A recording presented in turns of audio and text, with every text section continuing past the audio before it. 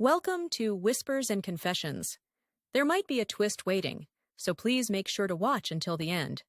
Don't forget to subscribe and like. Let's begin right away. Let me share an incredible story that taught me miracles really do exist. I'm Joseph, and my journey began when I joined the company at 25. Like any newcomer, I felt out of place at first, eager to contribute and become part of the team.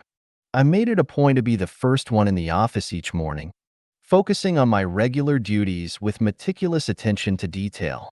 Just when I thought my efforts were going unnoticed, Mike, a senior colleague with a warm personality, picked up on what I was doing. "Hey, Joseph," he said cheerfully. "I see you've been putting in some extra effort. The place looks fantastic. Thanks for that." I ducked my head modestly. "Oh, it's nothing really. I just wanted to help out." Mike looked at me earnestly and said, "You know, it's pretty rare to find someone who pays such close attention to the little things. You've got a real gift for noticing what needs to be done. You should be proud of that." "Thanks, Mike. I really admire your work ethic and leadership style. The way you handle projects and work with the team, that's exactly the kind of professional I want to become." Mike waved off the compliment with a modest laugh. "Come on, you're making me blush." "No, seriously," I insisted, speaking from the heart. "You really get me, and you're incredibly talented at what you do." A genuine smile spread across Mike's face. "That means a lot to me. Guess I'll have to step up my game to keep being a good role model." "Please do," I responded enthusiastically. "I'll keep pushing myself too." Mike shifted into work mode, picking up some papers from his desk. "All right, let's take a look at today's project materials." As fantastic as Mike was as a mentor, he eventually decided to venture out on his own and start a business. At his goodbye party, I couldn't hide my disappointment. "I can't believe you're really leaving, Mike. This is tough." He gave my shoulder a reassuring pat. "Look, even though I'm heading off to start my own thing, Joseph, you're one of the hardest workers I've ever met. Everyone's going to see that soon enough. You've got this, with or without me." "Thanks, Mike," I said with a tight smile, trying to keep my composure. "Hearing that from you just makes me want to work even harder." Mike flashed a bright smile and raised his fist in encouragement. "That's the spirit. I'm in your corner." "Thanks, Mike. I'm going to do my best to follow in your footsteps."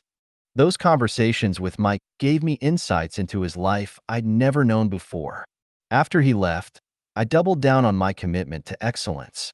Gradually, others began to notice and appreciate my dedication. One day, the department head approached me with clear confidence in his voice. "Joseph, we've got a client meeting at 3 today. I'd like you to join us." As I started getting involved in more meetings and projects, I could feel all my hard work finally paying off. Suddenly, everything went black. When I regained consciousness, I found myself in an unfamiliar hospital room. "What happened?" I mumbled, feeling disoriented. "I was just heading to work like any normal day. How did I end up here?" A gentle female voice drifted through the curtain. "You were in a car accident on your way to work this morning." Startled, I tried to turn and pull back the curtain, but my body wouldn't cooperate. My heart racing, I called out, "Who's there?" "I'm from the room next door," the calm voice replied. "I was visiting a friend when they brought you in. I overheard the doctors say you've injured your neck, so you should try to stay still." "Oh, thanks for letting me know," I responded gratefully. Just then, the door swung open and quick footsteps approached. As the curtain was pulled aside, I saw my parents' faces filled with worry. "Honey," my mom's voice trembled with emotion. "Mom, Dad." I gave them an apologetic look. "I'm so sorry you had to get news like this."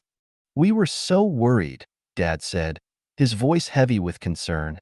"What happened?" I tried to keep my voice steady. "Someone rear-ended me. They're saying I hurt my neck." Dad nodded gravely. "Yes, we just talked with the doctor." Mom's eyes welled up with tears as she studied my face, letting out a relieved sigh. "I'm really sorry for putting you both through this," I said quietly. Dad's expression softened into a reassuring smile. Don't worry about it. You're alert and aware. That's what matters. Shortly after, my parents called for a nurse, and the doctor came to give us a detailed update. His tone was optimistic as he explained that while I had injured my neck in the accident, it was fortunately just a minor injury. The doctor prescribed 2 weeks of neck immobilization, adding that depending on my progress, I might need to stay in the hospital for up to a month.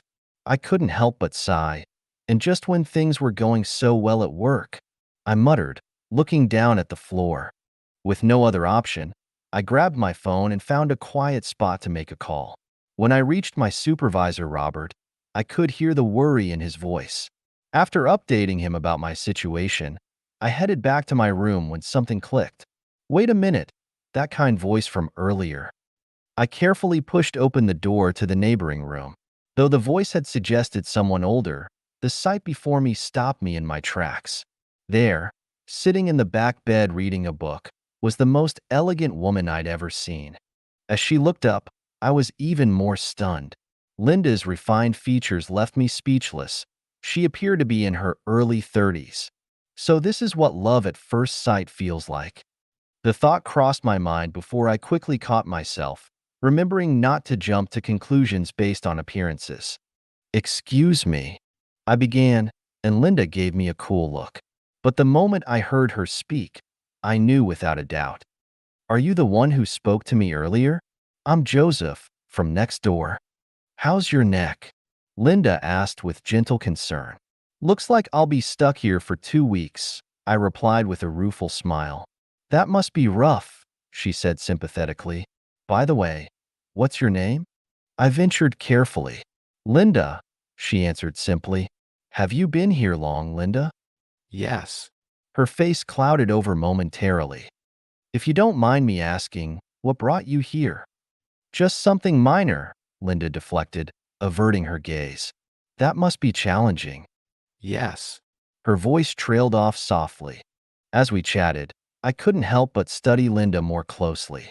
Despite her striking beauty and elegant demeanor, there was a certain melancholy about her, and I noticed she rarely smiled. "I hope I'm not bothering you with all this talking," I said, suddenly self-conscious. "No, you're fine." Linda gave a slight shake of her head. "Would it be okay if I dropped by again?" "Hospital days can get pretty boring," I asked, mustering up my courage. "If you want," she replied coolly. "Thanks. See you soon then," I said, flashing a warm smile. Walking back to my room, my heart was racing. Even though Linda came across as distant, there was something captivating about her that I couldn't quite explain. So much for the stereotype about beautiful people being unfriendly, I thought with a smile. Maybe she was just reserved. "Hey there, Linda." I called out cheerfully the next day.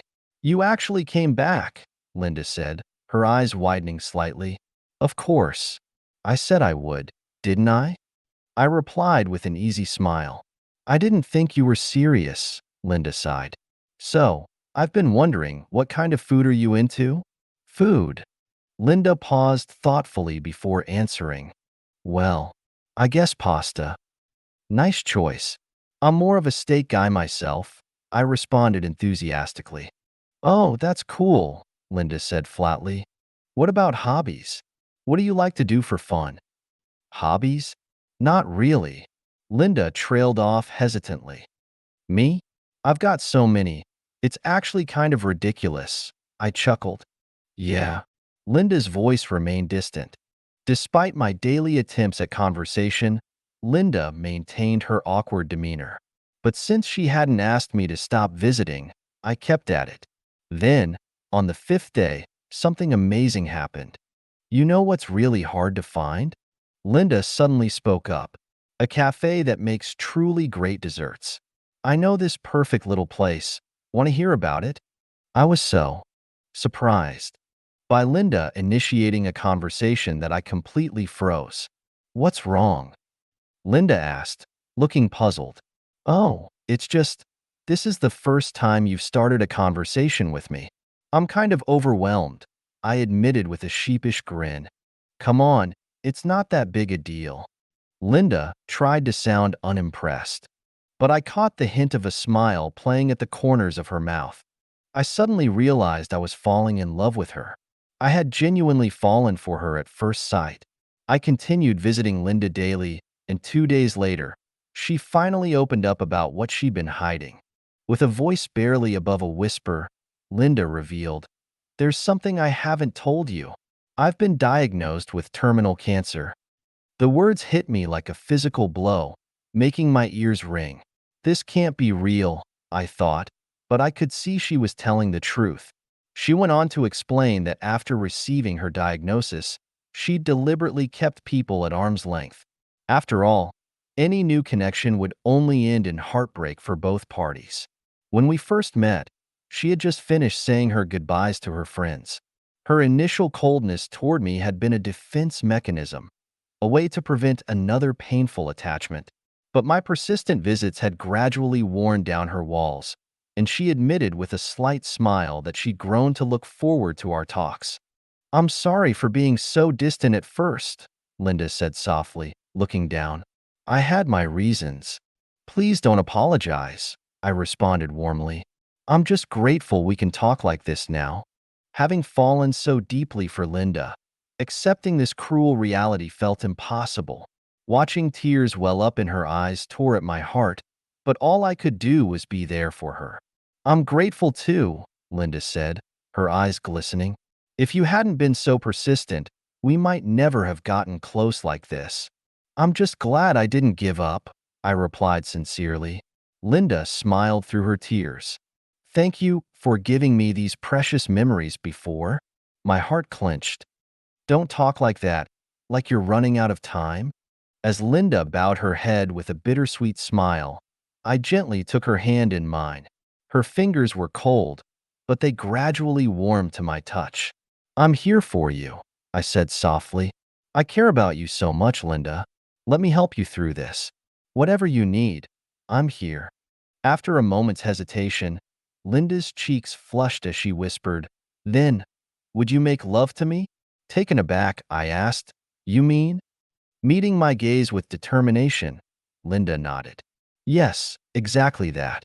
I want to experience everything life has to offer, no regrets." While her request thrilled me, I felt conflicted. You see, I'm larger than most men. Even my ex-girlfriend had found it too much to handle. Out of consideration for my partners, I'd always held back, which meant I never fully experienced intimacy myself. As I wrestled with these thoughts, Linda's expression fell. "I guess it's too much to ask, especially since we've only known each other for a short time."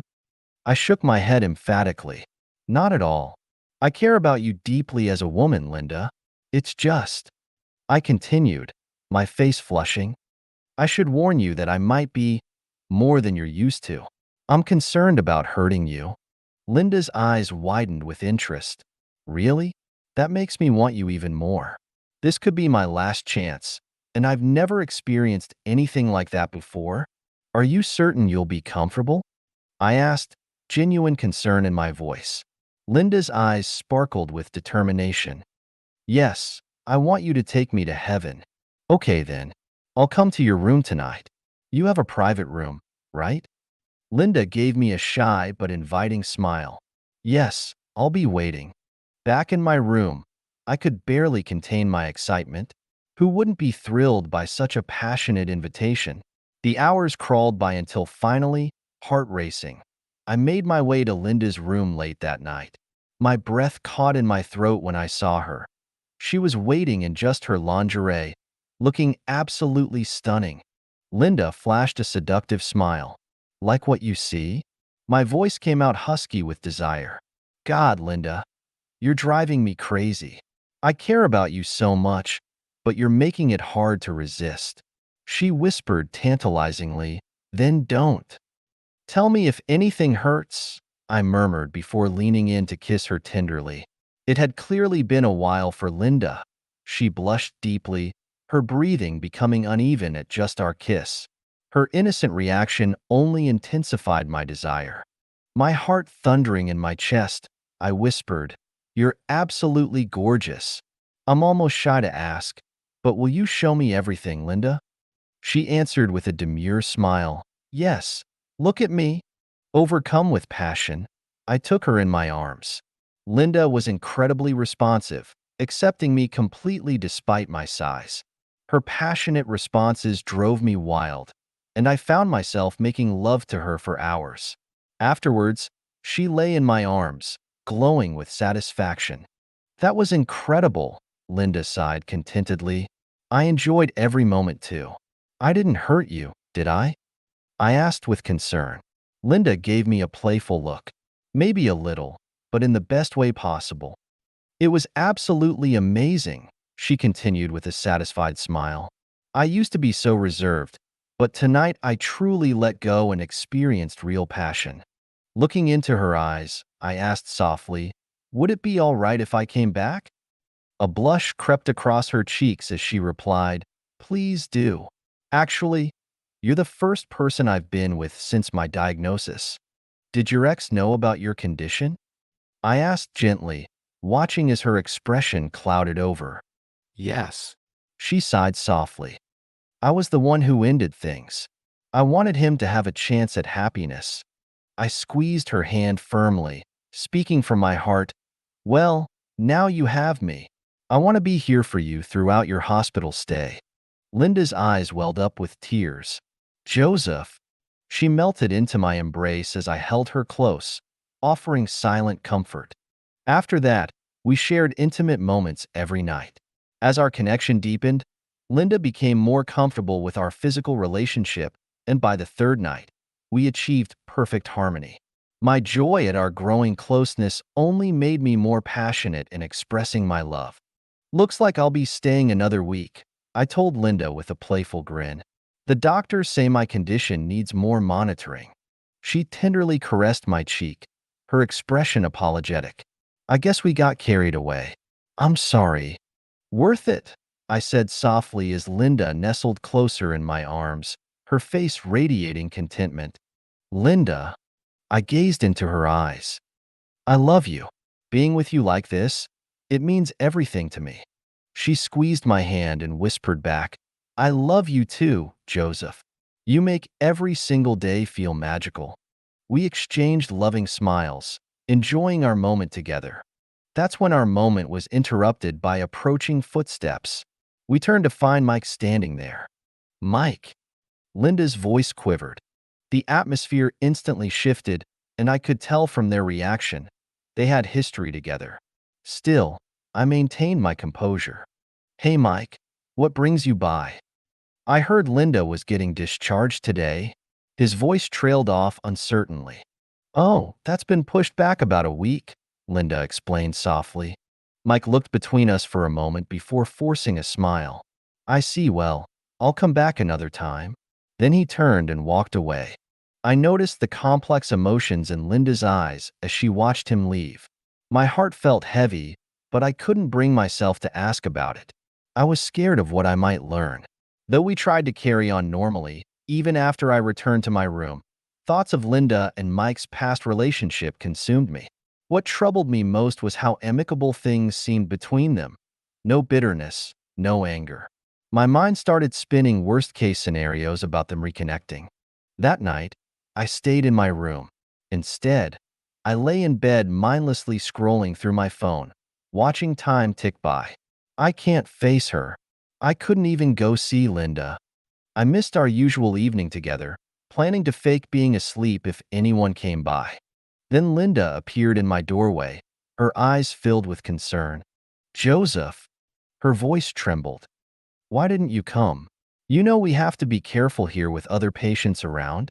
Unable to meet her gaze, I admitted weakly, I've been avoiding you, haven't I? About you and Mike, do you still have feelings for him? Linda's eyes grew wide. Is that what's been bothering you all day? Yeah, I confessed quietly. Seeing how things ended between you two, no bad blood or anything, I got scared. Scared that if you started spending time together again, maybe you'd realize you still had feelings for each other. Scared of losing you. Oh, you silly thing. Linda approached me with a warm smile and wrapped me in a tight embrace. I've already told you, she said, gazing deeply into my eyes. I love you, Joseph. Sure, Mike and I have history, but those feelings are long gone. And you know what? Her eyes lit up. My health has actually been improving since you came into my life.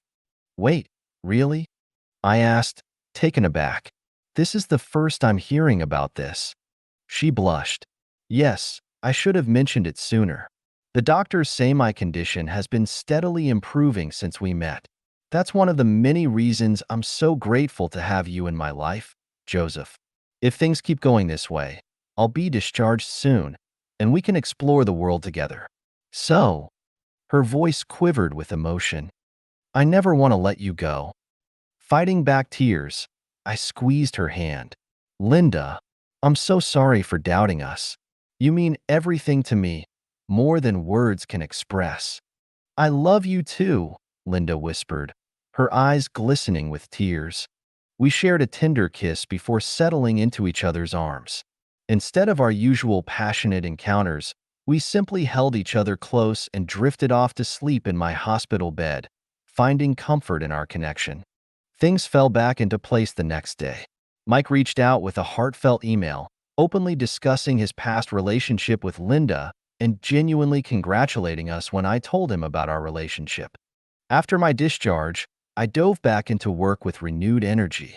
Linda tackled her treatment with incredible determination, pushing through surgery and rehabilitation, always talking about all the places we'd visit together once she was better. Her positive attitude paid off. Her condition improved significantly until she finally got the green light to go home. My heart was racing with excitement the day I went to pick her up. Thanks for coming, Linda said softly, looking adorably shy. Wouldn't miss it for the world, I beamed. Hey, mind if we make a quick stop somewhere? Of course not. Where to? I've got somewhere special in mind. Taking her hand, I led her to a scenic overlook with a breathtaking view. Linda caught her breath. Oh my, this is incredible. I've been waiting for the perfect moment to bring you here. My pulse quickened as I reached into my pocket. It's beautiful, Linda said, clearly moved. Linda, my hands trembled as I pulled out a small velvet box. Will you marry me? Her eyes went wide with surprise. Are you serious? More serious than I've ever been, I said from the heart. I don't want to waste another moment. Life's too short for regrets, and I know without a doubt that I want to spend mine with you. Linda tearfully said yes. We didn't wait. We got married that very day. My commitment to making Linda happy grows stronger with each passing moment, and I intend to keep that promise for the rest of our lives. I hope we have many healthy years together, and I know that even if tomorrow were our last day, I wouldn't change a thing. Linda has taught me the true value of every moment spent with someone you love. Together, we'll treasure each day and keep building our life story, one precious moment at a time.